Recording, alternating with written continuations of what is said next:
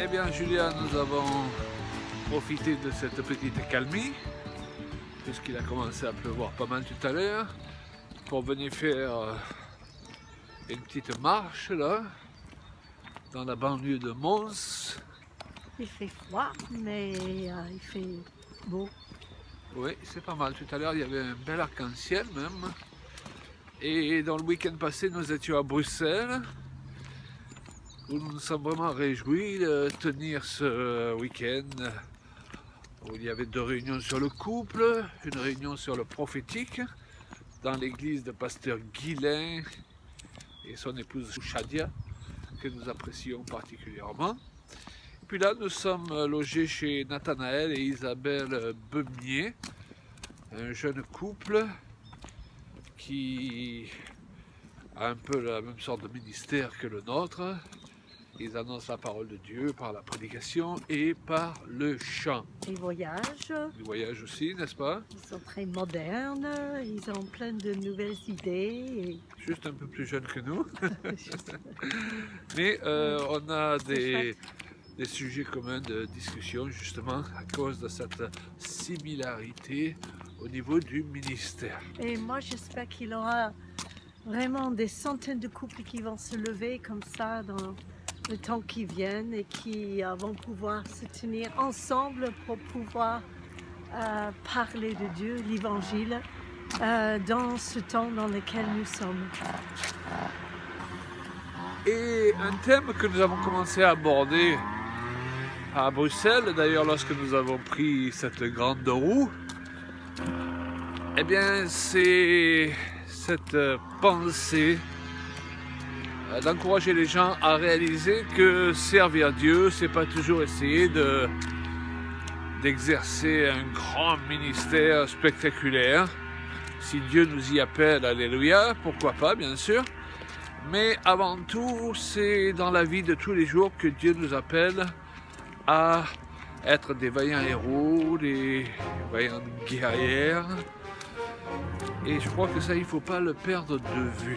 Parfois, on voit un peu trop loin et on oublie que chaque jour, Dieu travaille notre cœur et il accomplit une œuvre en nous, au contact des autres, déjà dans le couple, au contact l'un de l'autre, et puis au contact des gens que nous rencontrons et que Dieu nous appelle à servir, vis-à-vis de qui il nous appelle à adopter une attitude d'humilité plutôt que de les prendre de haut ou de chercher toujours à leur prendre quelque chose ou voir ce qu'ils pourraient nous apporter. Ce que tu veux dire, c'est que d'être des héros de tous les jours. Absolument. Qu'on soit à la maison sans pouvoir sortir pour une raison ou une autre, mais d'être un champion dans notre vie quotidienne. Absolument.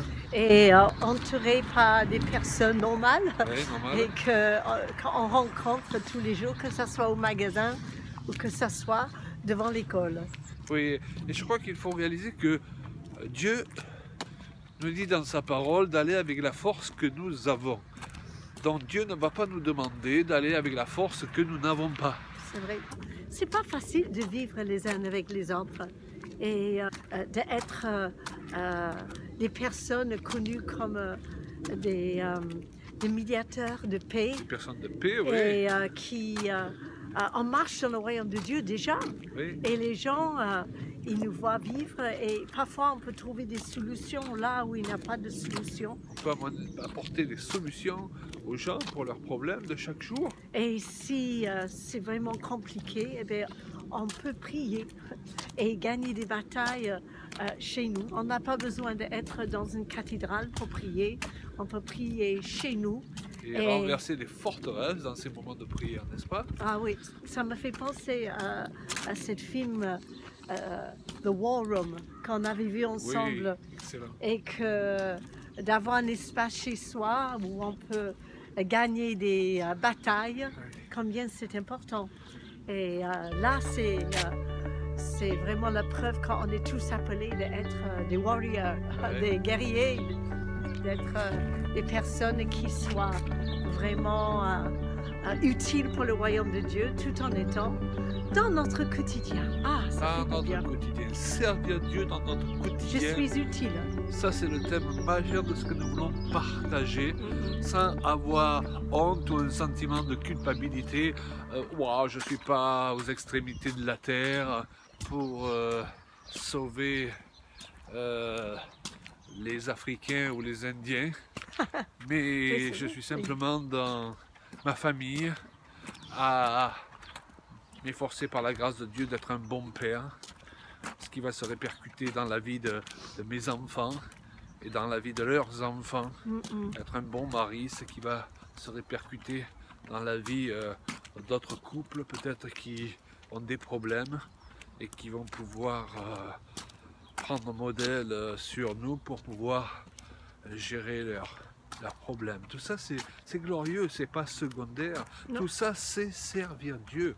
Tout ça c'est témoigner de Jésus à travers notre comportement. Mhm. Et ça vaut bien plus parfois que toutes sortes de paroles et de prédications à n'en plus finir. Il y a une autre chose, c'est aussi de pouvoir garder la paix au milieu de la tempête. Yes. Peut-être on vit dans une situation conflictuelle ou peut-être la famille autour de nous ne sont pas commodes ou peut-être notre cadre de vie ou de notre travail. Il y a des gens qui sont en conflit déjà avec eux-mêmes Oui. et qui dégagent des choses malsaines, Une qui certaine dégagent agressivité. bien sûr. Et ce que le Seigneur il nous demande, c'est de pouvoir garder notre attention sur lui, sur ce qu'il est capable de faire dans une situation. Et de libérer un esprit contraire en fait. Parfois, c'est tout à fait ça, c'est de libérer, malgré le fait que quelqu'un soit vraiment, comment dire, antipathique. Antipathique, ouais. Et que la façon que nous on agit vis-à-vis de la personne, on n'est pas impressionné, on ne va pas changer notre comportement parce qu'eux ils sont désagréables, Oui. mais on va rester calme, on va rester dans la paix et on va y aller vers même ces personnes-là volontairement et on voit Dieu agir d'une façon extraordinaire si on fait l'effort de rester dans la paix et d'être bonjour et de rester connecté avec des personnes que parfois tous les autres ils ont rejeté simplement parce qu'ils sont insupportables.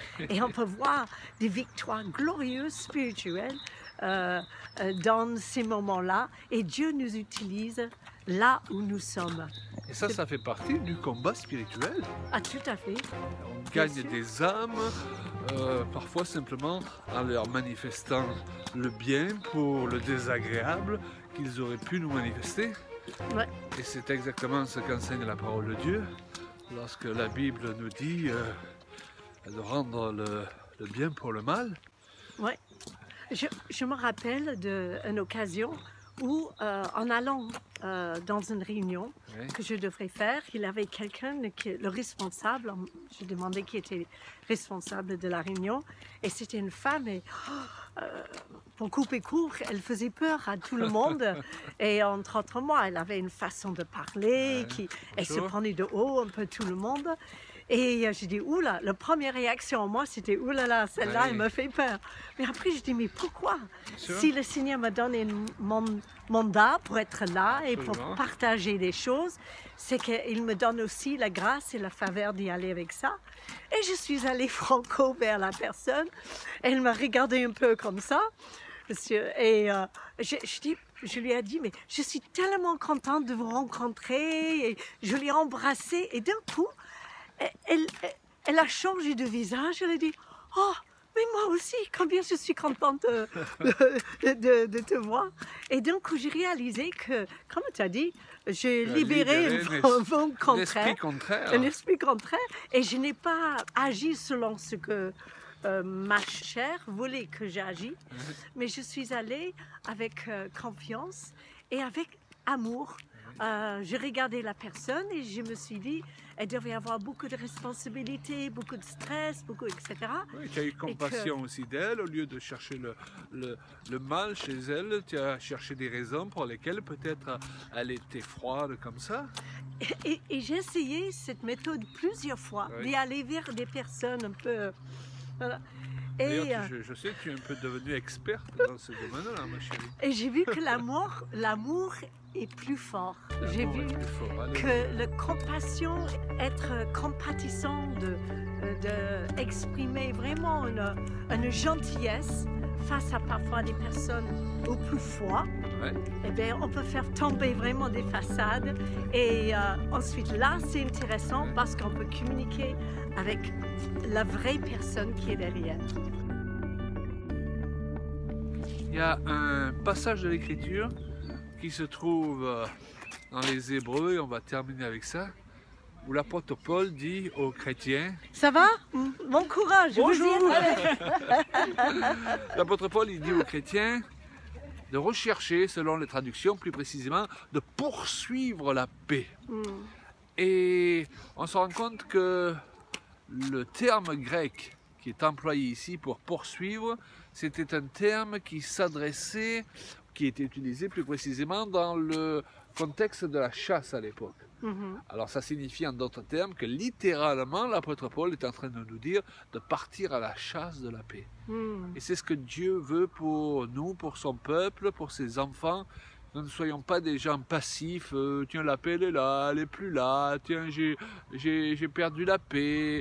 Non, que nous soyons des personnes qui recherchions avec persévérance, avec insistance la paix dans le cadre de notre couple, dans le cadre de notre église et dans le cadre en général de nos relations avec les autres. Et que si quelqu'un est réfractaire de votre gentillesse, eh bien, insistez, continuez. Et ensuite, s'il y a une situation qu'il faut débloquer, eh bien, pourquoi pas être la première de faire le pas. N'est-ce pas? Au lieu de toujours attendre que ce soit les l'autre autres qui fasse le pas. J'avais tendance à vraiment être comme ça il y a bien des années, mais heureusement, ma chérie, que Dieu nous change, n'est-ce pas? Ah oui, oui, on évolue. Et il y a encore du travail. Il y a encore... hein, devant nous. Et on va utiliser les années qui sont devant nous justement pour laisser le Seigneur travailler nos cœurs de plus en plus, parce que ce que nous voulons, ce n'est pas seulement faire des choses pour Dieu, mais c'est laisser Dieu faire son œuvre en nous.